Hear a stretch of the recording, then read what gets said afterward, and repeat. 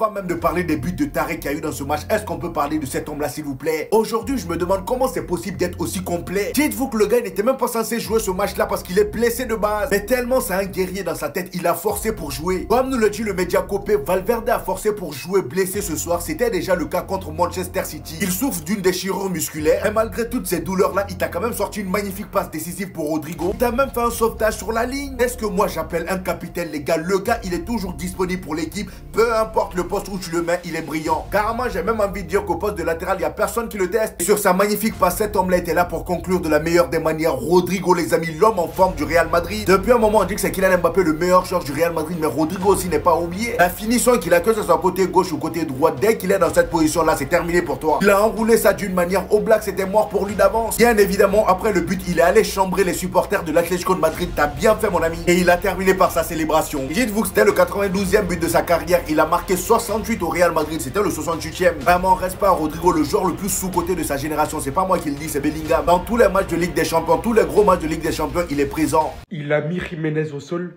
sans toucher le ballon. Regardez juste la victime.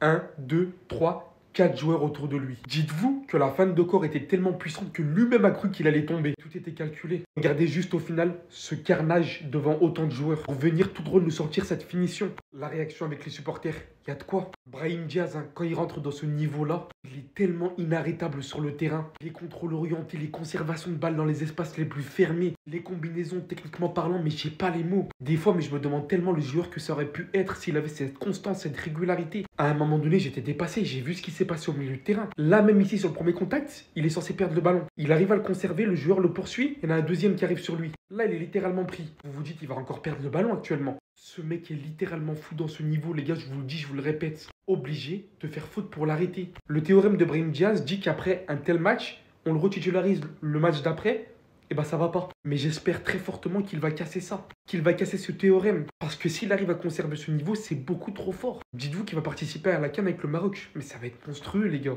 Un match qui a totalement tourné suite au gros match de Brahim Diaz. Déjà qu'il avait fait une superbe première mi-temps, c'est lui qui vient délivrer le Real dans un gros temps faible. Et ce but a impacté toute la suite de la rencontre, car il a permis d'échanger le rapport de force. Avant ce but, Madrid n'y arrivait plus. L'Atlético était en train de les balader. Rodrigo qui est venu marquer très tôt dans le match. 3 minutes de jeu sur sa première action. Il est venu enflammer le Bernabéu sur une superbe passe de Valverde. C'est les individualités qui ont brillé aujourd'hui, comme le superbe but d'Alvarez qui élimine Camavinga sur un contrôle favorable et qui t'envoie un putain d'enroulé. Et dire les gars qu'Alvarez, on l'a pas pris et que l'Atlético ne vont jamais nous le lâcher. On pouvait l'avoir pour 20 millions avant qu'il rejoigne City et on est passé à côté de lui pour Ferran Torres. Mais Alvarez, quand tu vois comment l'Atlético joue, ça te plaît? Tu kiffes? T'aimes ce qu'ils font?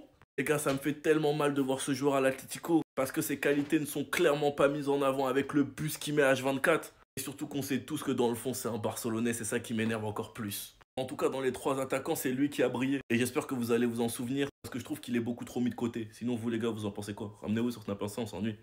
C'est Messi ou quoi? C'est Lionel Messi ou quoi?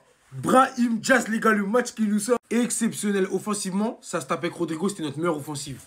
Il était trop fort. Le but qu'il met, on va pas en parler, je pense que les images parlent d'elles-mêmes dans les petits espaces. Il n'y a qu'un cercle très restreint de joueurs qui sont en capacité de mettre ce genre de but. Brahim Diaz aujourd'hui, il a fait parler sa palette technique, les gars. Il était incroyable. Il filtrait absolument tous les ballons qui passaient par lui. Une débauche d'énergie, j'en parle même pas. Il pressait le porteur du ballon côté Atlético. Franchement, ça fait plaisir de le voir comme ça. Lui qui n'est pas considéré comme un titulaire indiscutable au Real. Alors que quand il nous sort ce genre de match, on pourrait croire qu'il en a les capacités tout simplement. Parce que c'est très très fort ce qu'il propose Brahim Diaz. Encore une fois face à l'Atlético. Et sans même parler de son but, techniquement, c'est beaucoup trop propre. Techniquement, c'est beaucoup trop facile. Et des mecs comme lui, on en a besoin. Parce que le Real Madrid, l'excellence sur tous les plans, même sur le banc, on a besoin des mecs comme Brahim Diaz. Et puis, même en ce qui concerne la concurrence, ça fait du bien. Parce que lui, là, quand t'as Brahim Diaz dans ton dos, t'as Brahim Diaz en tant que second choix, ah les gars, t'as intérêt à bien jouer. Hein, parce que des options comme lui sont capables de faire des différences si toi, t'es pas capable d'en faire. Donc, Brahim Diaz, encore merci pour la grosse performance du soir. Franchement, c'est très très fort ce qu'il a proposé. Et j'ai une petite pensée pour le Maroc.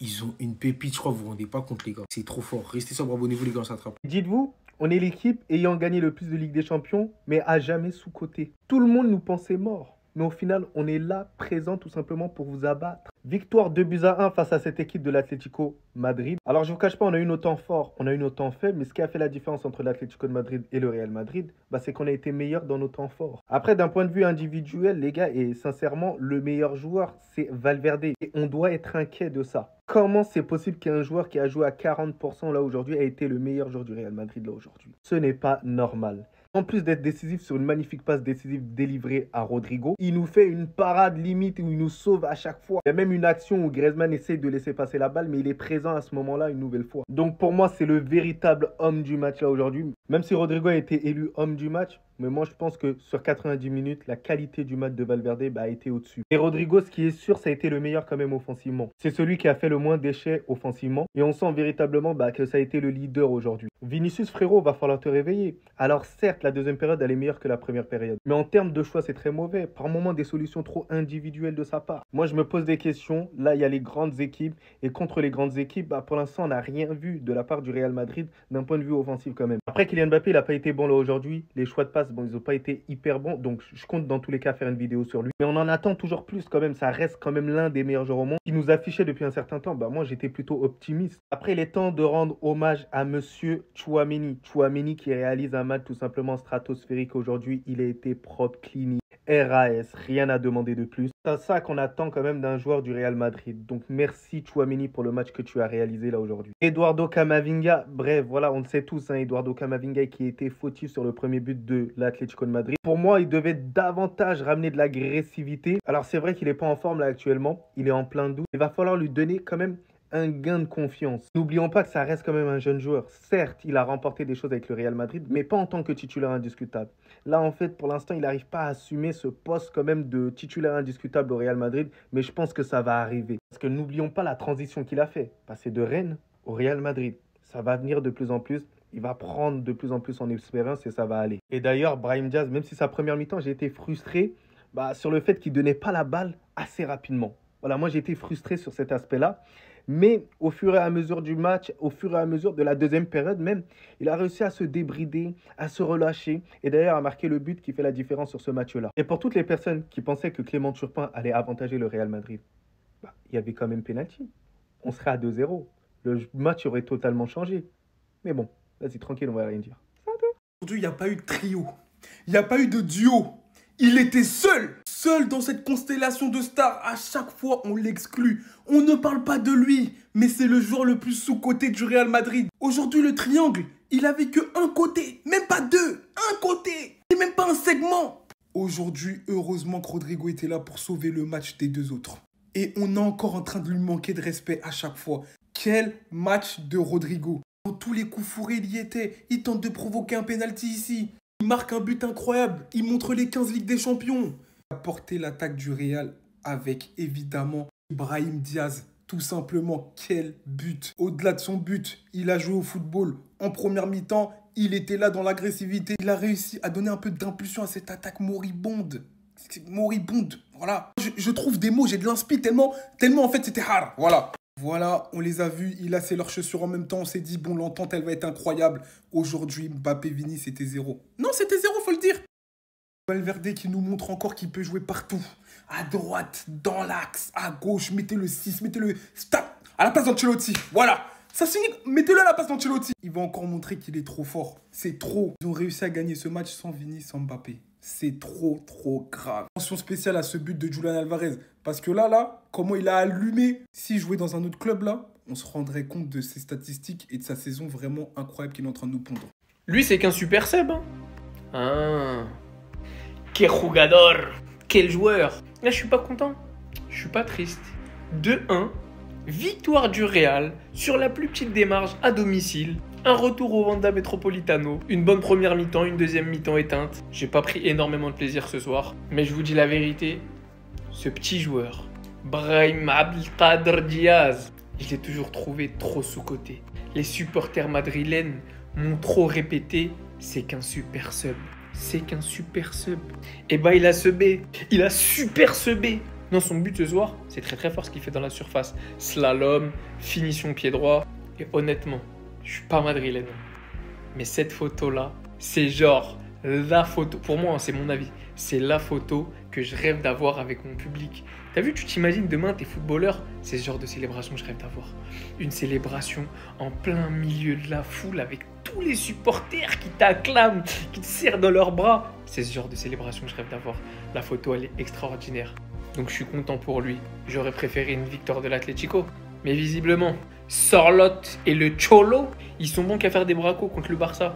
Maintenant, on attend quand même le match retour. Et je reste persuadé que l'Atlético se qualifiera. Non, Brahim Diaz, c'est trop. En l'espace d'une seconde, j'ai cru voir Lionel Messi sur le terrain. En fait, il y a des matchs quand le gars il décide de se réveiller. Techniquement parlant, il est injouable. Regardez comment il a mélangé toute la défense de l'Atlético. Il y en a carrément un même qui a décidé de prendre une pause. Le dribble était sale. À cette position-là, à aucun moment j'aurais pensé qu'il allait faire ça. Et il l'a fait. Regardez-moi ça. Son match d'aujourd'hui était juste sensationnel, les amis. Il a réussi à nous faire oublier Jude Bellingham. Apparemment, sur ce match-là, à aucun moment je me suis dit que Bellingham manquait dans le jeu. Dans les récupérations, il était là. Dans les retours défensifs, il était présent. Offensivement, c'est lui qui animait le jeu. Étant donné que Vinicius et Kylian Mbappé étaient en congé maladie, c'est lui et Rodrigo qui ont décidé de prendre la relève. Je retire mes lunettes, les amis, pour le match de Rudiger. Quel match de patron. Ça faisait un moment que le gars il était gaze, mais ce match-là, les amis, il a répondu présent. Avec un Raúl Asensio à ses côtés qui n'a pas fait tâche du tout. Non, même s'il n'a pas été énormément sollicité aujourd'hui, il a fait un bon match. Mandy, aujourd'hui, tu as fait ce qu'on attendait de toi. Tu as apporté offensivement. Défensivement, comme d'habitude, tu n'as pas déçu. En ce qui concerne Valverde, est-ce que ça vaut la peine de parler même? Pour moi, c'est tout simplement l'homme du match, même si je pense qu'ils vont le donner à Brahim Diaz. Si ce gars-là n'était pas là aujourd'hui, les amis, on allait faire match nul ou perdre. Vu tous les sauvetages qu'il nous a fait aujourd'hui, franchement, ce gars-là, c'est une dinguerie. Camavinga est passé à côté de son match. Tchouaméni aujourd'hui, il a répondu présent au milieu, surtout en deuxième mi-temps. Et offensivement, les amis, Brahim Diaz et Rodrigo ont été les meilleurs. Vinicius et Kylian Mbappé, bon,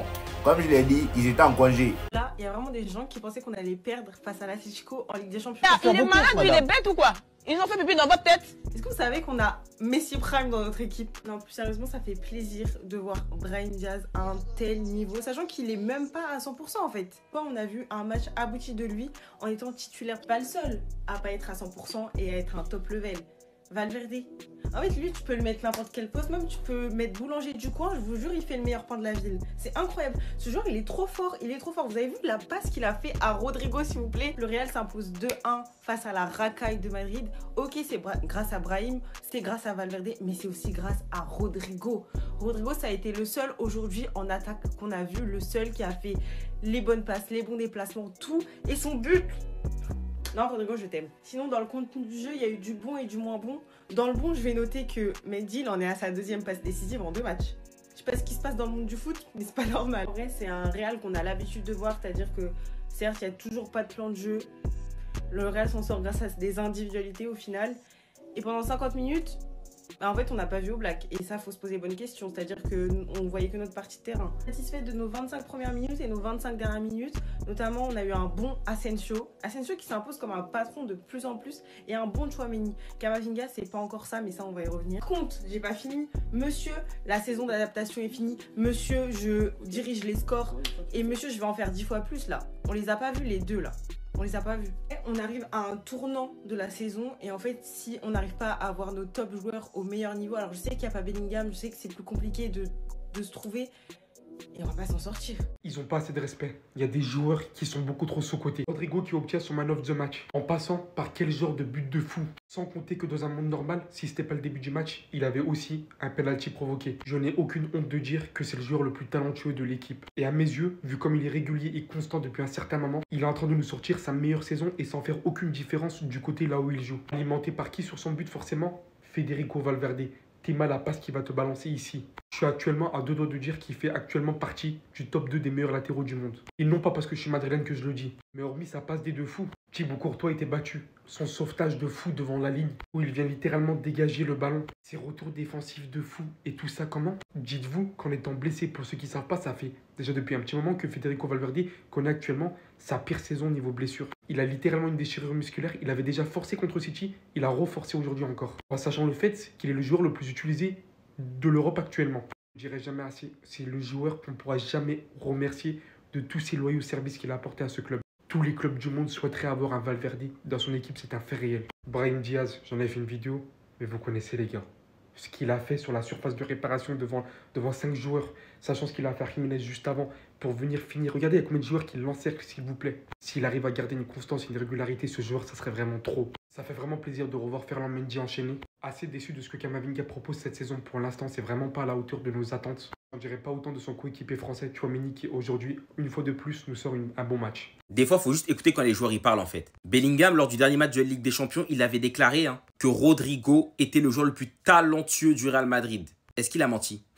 Non, il n'a pas menti. Rodrigo Goes, conduite de balle serrée, méchant dans le 1v1 et terrible face aux cages. Cette saison, mettez même plus de trio, etc. C'est un quatuor. Si vous voulez mettre des superstars, Mbappé, Vinicius en avant, mettez-le aussi. Parce que malgré le fait qu'il soit à droite, cette saison, il fait du gras. Il est déjà à 25 buts en LDC, est-ce que vous imaginez? Aujourd'hui, il va permettre au Real Madrid de gagner 2-1 face à l'Atlético Madrid. C'est lui qui va ouvrir le score, sa première mi-temps, j'en parle même pas. Il va marquer un super but habituellement là. Ce but-là, il le met du côté droit, où il enroule avec son pied droit, mais cette fois-ci, c'est avec le pied gauche. Comme quoi, c'est pas un souci pour lui le poste d'attaquant droit. On espère tous dans nos cœurs qu'un jour, il pourra jouer attaquant gauche, même si c'est pas à Madrid. Juste pour le voir à 100%. Et même le travail défensif qu'il a fait aujourd'hui. Par contre, je pourrais pas en dire autant de ses compères offensifs parce que Mbappé et Vinicius aujourd'hui, ils ont été très mauvais. Notamment Mbappé, j'ai l'impression qu'il a même pas réussi une seule passe. Il a tout raté quasiment. Normal, il a perdu 50 ballons aujourd'hui. Je suis même pas surpris s'il a perdu 50 ballons. Normal.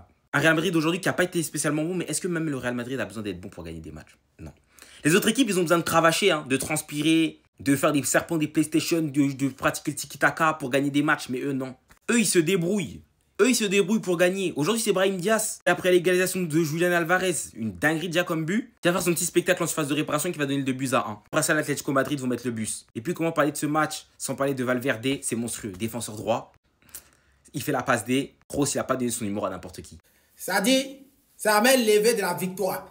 Je vous ai dit, restez tranquille. Atlético Madrid, c'est nos péons, c'est nos poclés, c'est nos jantas. Même si on joue à 7, nous, on dit Atlético Madrid. On vous parle de Mendy, Ferland Mendy, grand latéral gauche, grand gaucher. Merci pour la passe. Les gens t'ont critiqué ici.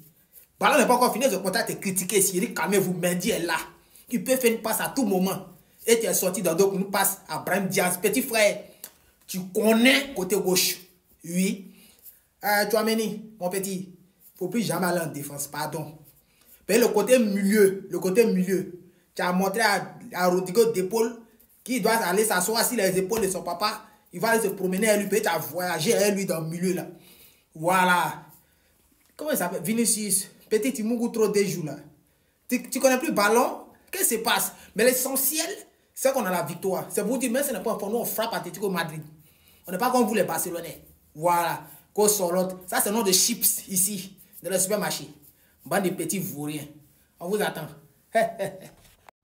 Qui m'a envoyé, qui m'a envoyé. L'argent est pour payer ce maillot de merde là. Je ne peux pas passer pour manger. Ou bien je ne peux pas passer pour payer autre chose. Atlético. Voilà des joueurs qui n'ont pas d'honneur. Un peu de dignité. Il n'y a pas 2 jours bêtises, c'est à chicoter ceux-là, les nuls là, les beaux. Ça dit, ils ne jouent pas même. Atlético, vous n'aimez pas honte. Toi, Sorlotte, on te fait rentrer. Toi, Sorlotte, il est marqué à la dernière minute. Aujourd'hui, tu ne connais pas la dernière minute. Sa tête dans une caisse là. Aujourd'hui, toi. Simien, ça c'est quelle équipe ça? Ça c'est quelle équipe? Petit à la main. Attention, la méthode. Petit, c'est bien chicoter seul. Atlético ne vaut rien. Atlético vaut rien même. Depuis la 85e minute, c'est qui depuis que tu me poser la question, qui m'a envoyé ça? Qui m'a envoyé ça? Dans les chiffres, demande ça dit, c'est moi, ça demande ça dit, qui m'a envoyé dans cette affaire-là? Qui m'a eu des supporters Atlético? Qu'est-ce que moi je suis supporter d'Atlético? Oh.